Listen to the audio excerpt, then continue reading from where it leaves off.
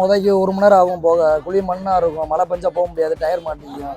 ஒரு சிங்கிள் போனால் திருப்பி ஒர்க் ஷாப்பு தான் வரும். நான் 400 ஓட்டினாலும் 400 ஒர்க் ஷாப் போகும். இப்போ பாதி தூரம் ரோடு போட்டிருக்காங்க, கொஞ்சம் தூரம் நல்லா இருக்கும். ஃபுல்லாக போட்டால் நல்லாயிருக்கும், பக்கமாயிரும். இங்கேருந்து எங்களுக்கு ஆரப்பாளையம் போக, பாத்திமா கரைச்சி போக பக்கமாக இருக்குது. அப்போ 1 மணி நேரம் ஆகும் போகவே.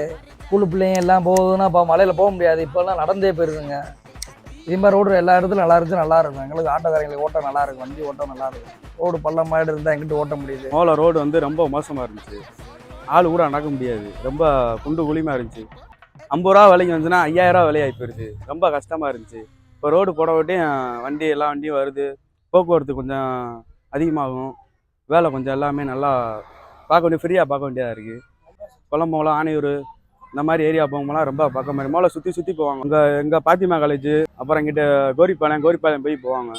இது வந்து ரொம்ப பக்கமாயிரும். பிபி குளத்துக்குலாம் போனோம்னா இப்போ 5 நிமிஷத்தில் போயிடலாம். அங்கன்னா 1 மணி நேரம் ஆச்சுன்னா இங்கெல்லாம் 5 நிமிஷத்தில் போயிடலாம்.